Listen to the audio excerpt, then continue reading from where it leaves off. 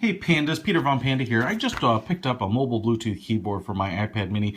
I use my iPad mini a lot for work, and it's a lot easier to type out emails, applications, paperwork, etc. on a keyboard. And so I've used a number of different types of keyboards in the past, but including the Folio that I showed you recently, which worked pretty well. But what I really wanted is something that I could also get my iPad in and out of very quickly. So I ordered this one because it's a little bit different. It's like many of the iPad mini keyboards in that there's just this groove here that you can put the iPad mini in, and it holds it in a fairly vertical upright position, so you can use it like a laptop, and it's not on the edge, so it won't lift the keyboard all the way onto its back.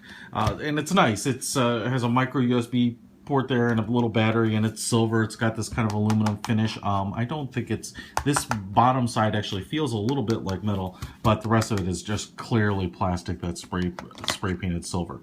A couple things that I really liked about it and got it for reasons that I thought were going to be even better.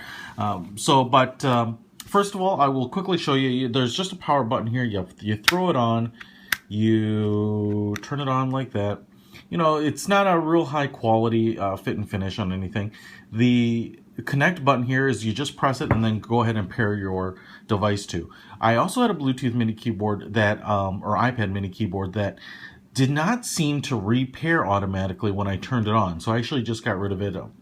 I'm going to kind of rag on that in a little bit of a review later. But this one seems to have no problem, and I can show you there as I turn on my iPad. You can see my Bluetooth indicator already connected to the iPad. So that's a nice thing, nice and convenient, powering on. The other reason that I picked this one up is that it has two little tabs, one here at the top, one here at the bottom, and then a third one so that you can kind of press the iPad into the keyboard. And I thought, you know, they're just slim tabs. They'll have some resistance, and they actually hold this sucker in pretty nicely. But what I noticed is that getting it in and getting it out is actually not as easy as I would have liked. Just because they have to use so much pressure, they're actually a little tight. So what I found is that if you put the top part in on this on the centered tab right there, and then kind of push the bottom it kind of pushes on that far tab. It provides the least amount of resistance, and it does snap in. The problem is actually getting it out. It actually is in there very, very securely, and I kind of noticed that you have to really push on the iPad to kind of pry everything apart again, and it is not something where I'd be like in a meeting, kind of get your fingernails in there and be like, hey, let me quick write that down, because it's not very quick, it's not very easy, and it's certainly not very elegant. That being said, there appears to be magnets in here which do no, I guess not. Maybe I just hit the power button. No magnets to power it on and off.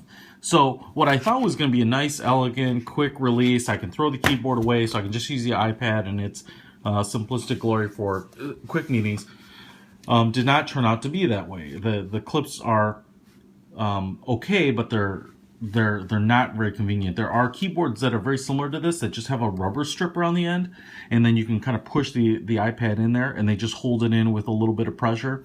I'm going to give that one a shot to see if it's any better, but with these little tabs here, that seems to be a problem. My second issue is that when you put the iPad into the slot here, the angle is a little too vertical. So it's going to be kind of hard to explain, but without using it. But I'm sitting at a table, and this is just about kind of the level that I would that I would sit and type at, and I feel like the iPad is kind of facing my neck area more than my eyes, and so I'm definitely looking down on the iPad more than I would like to. You know, the camera here is actually a little lower, so if I raise the camera to my eye level and I'm looking at the iPad, it's just, I would prefer to have it tilted a little bit back, and you can see, you know, when the reflection centers you in there in the screen, that's kind of the right angle, but you can see it's just a little too vertical.